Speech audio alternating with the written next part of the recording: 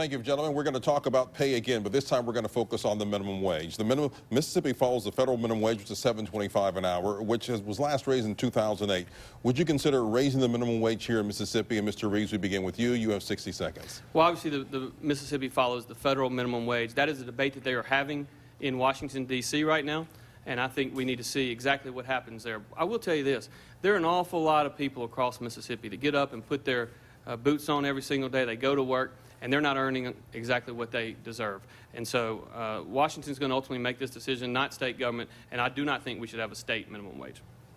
Mr. Foster, what do you believe in as far as the minimum wage? You're a businessman. I am a businessman, and I believe in the free market. I believe that the free market is best at paying people what they've earned. They can go to a different job if they don't feel like they're earning what they're worth, and the government should not have any role in setting minimum wages in any case. The federal government has overstepped their bounds, in my opinion, and enforced minimum wages upon states. But I would never support a minimum wage on the state level at all.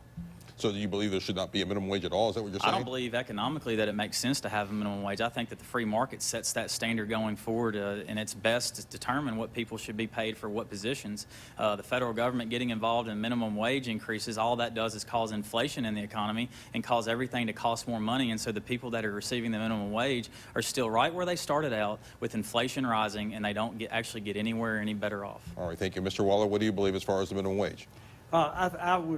We should follow the federal law. The minimum wage is set by the federal government. I don't see it's our place to move with that.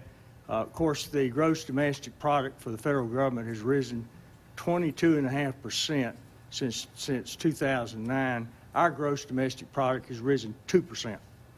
We don't have the same system of standards and opportunities in other states, and we need to work on our economy and let the wages follow the market. And I think that we can do that. We can raise wages by building our economy. Oh, Mr. Reeves, what do you believe a fair starting salary should be for folks here in Mississippi, since we are dealing with poverty here? Well, Byron, I think you have to look at it on a job-by-job basis. I don't think you can say here is one fair starting salary relative to the different job responsibilities that one may have. But I do think it's important that we talk about Mississippi's economy.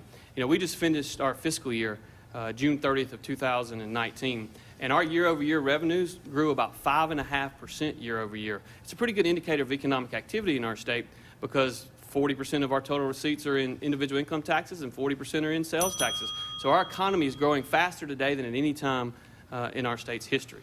And Mr. Foster, I mean, you said that the market should do its own, but where do you think a salary should start for someone who's, working for maybe the first time or working full-time in a low-paying job? Again, the free market takes care of that. If somebody's not going to pay somebody what they're worth, they can simply go down the street and apply for a different job. There are lots of companies out there that are really in need of labor right now. Skilled labor is a big problem right now. We don't have enough people with those abilities. So if you have that, you can almost set your own salary. You can work for whatever you want to work for and when you want to work. And so it's a free market situation. Mr. Waller? Well, first of all, let me speak to the revenues. The 5% increase in revenues is simply not correct. 25% of that is sales tax collected on internet sales, which we had for the first year. That's an artificial level. Another 25% is increased withholdings for corporate and individual returns, which is related to the Trump tax reform. So that's really not an indicator of what we're doing. But I'll tell you what I want to do. I want to work on vocational education. All right, thank you very much, gentlemen. Can I follow up on that? Go ahead. I think it's a good point. You got 15 seconds. The reality is that the Trump economy in America is doing better now than at any time during the 8 years of the Obama administration. President Trump, who I've been a longtime supporter of, is implementing the same conservative policies that we started implementing years ago in Mississippi. Cut taxes, less regulation, investing in workforce training. Thank you. Mr. Waller, do you want to respond to what he's saying? 15 seconds. I want to say that I do think we have an economic miracle in Washington, 22.5% growth in the gross domestic product since 2009. We have not had that in Mississippi. It's been only 2%. We've got a lot of work to do. All right, thank you very much, gentlemen. The next question is